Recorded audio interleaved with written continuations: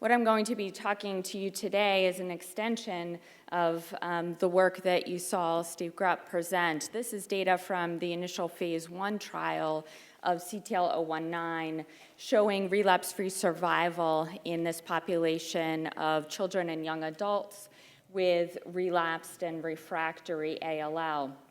And we can see that in responding patients, the majority of patients will remain disease-free at 12 months with a 60% relapse-free survival, indicating very good outcomes, which you saw replicated on the global study of Tisagen-Lec-Lucel.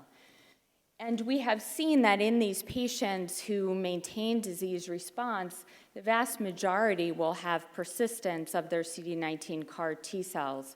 We can measure that by seeing that their normal B cells, which also express CD19, will be cleared from the circulation by the effect of the CD19-directed CAR T-cells.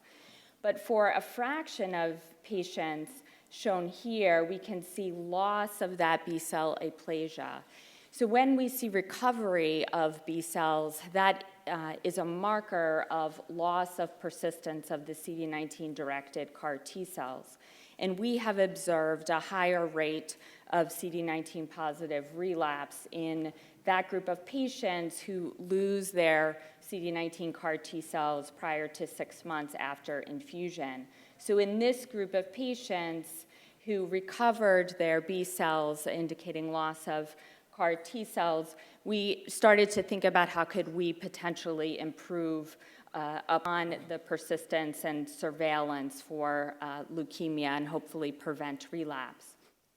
Our hypothesis was that T-cells, upon activation, may become exhausted through activation of immune checkpoint pathways, and that one such pathway, PD-1, may be involved in early loss of CD19 CAR T-cells, and therefore that the combination with PD-1 checkpoint blockade may improve the function of the CAR T-cells and their persistence. So in the group of patients who had poor persistence or partial or no response to prior CAR T-cell therapy, we employed a combination approach with PD-1 blockade. With the schematic of the rationale being here, this is the tumor cell with the CD19 antigen and the CAR T-cell with a CD19-directed CAR.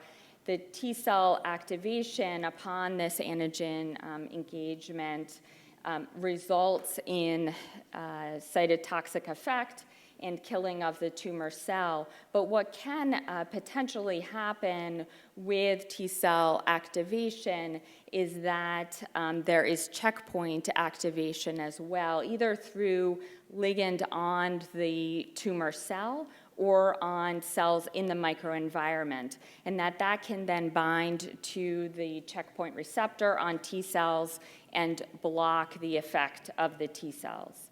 So one potential way to block that blunting of activation is through monoclonal antibodies directed against the ligand, and another method is through monoclonal antibodies binding the PD-1 receptor on the T cell. And so this is the approach we took in 3 groups of patients where we hypothesized that this pathway may play a role.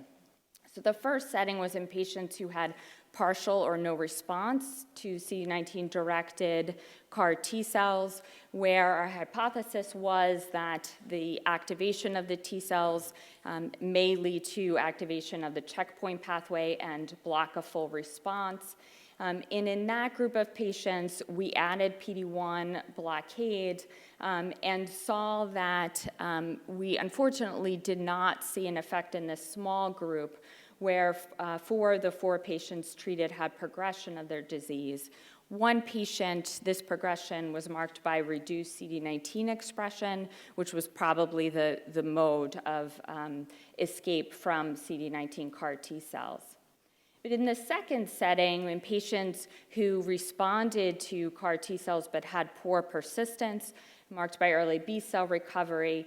We saw that patients who were reinfused with a CAR T-cell product followed by infusion with PD-1 blockade, 3 out of 6 patients had a return of B-cell aplasia and sustained CR with B-cell aplasia, showing continued persistence of their CAR T-cells. And then in the third situation, this was a little bit different than the other two.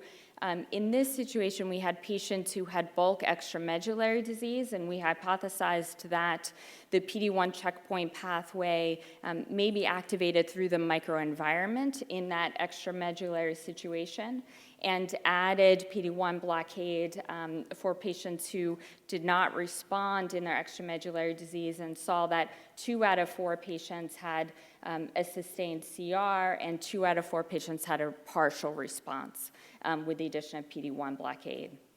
We saw that this combination resulted in few adverse events, and it was well tolerated. A few patients did have fever or grade 2 CRS, as well as cytopenias, but overall it was tolerated very well without serious adverse events. So in summary, we show that PD-1 checkpoint inhibitors can be safely combined with CD19 CAR T-cell therapy, and that this mechanism may be useful to improve CAR T-cell persistence. And we found that in half the patients, PD-1 checkpoint blockade can improve that persistence, and that this patient may particularly benefit patients in that situation with poor persistence, marked by early B-cell recovery, as well as those with bulky extramedullary disease.